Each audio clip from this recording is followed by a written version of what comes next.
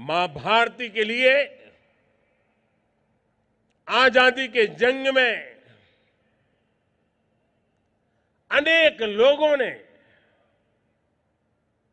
देश के लिए मरने का रास्ता चुना था, लेकिन आजाद भारत में पल पल देश के लिए जीने का रास्ता ही देश को दुनिया में नई ऊंचाइयों पर पहुंचाता है।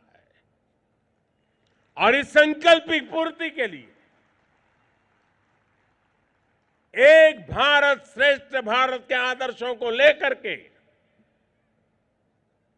देश को तोड़ने के कई बहाने ढूंढे जाते हैं। भांति भांति की बातें निकाल करके मां भारती के संतानों के बीच में दूध में दरार करने की कोशिशें हो रही है। लाख कोशिशें हो जाए, मां के दूध में कभी दरार नहीं हो सकती।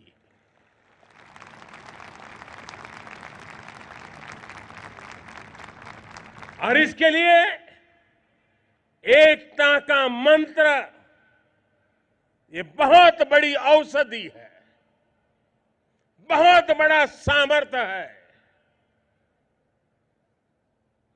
भारत के भविष्य के लिए एकता का मंत्र ये संकल्प भी है, भारत का सामर्थ्य भी है और भारत को भव्यता प्राप्त करने के लिए यही एक मार्ग है। उस मार्ग को हमें जीना है। उस मार्ग पर आने वाली रुकावटों के सामने हमने जूझना है और देश के लिए जी करके समृद्ध भारत को अपनी आंखों के सामने देखना है। इसी आंखों से भव्य भारत को देखना, इससे छोटा संकल्प हो ही नहीं सकता। इस संकल्प की पूर्ति के लिए आप सबको मेरी बहुत बहुत शुभकामनाएं हैं। 75 वर्ष की इस यात्रा आने वाले 25 वर्ष जो भारत का अमृतकाल है, जो आपका भी अमृतकाल है, जब देश 2047 में आजादी के 100 साल मनाएगा,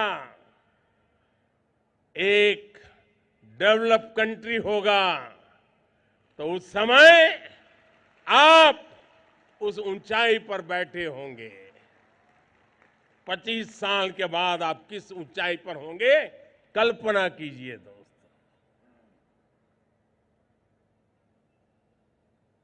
और इसलिए एक पल भी खोना नहीं है, एक भी मौका खोना नहीं है।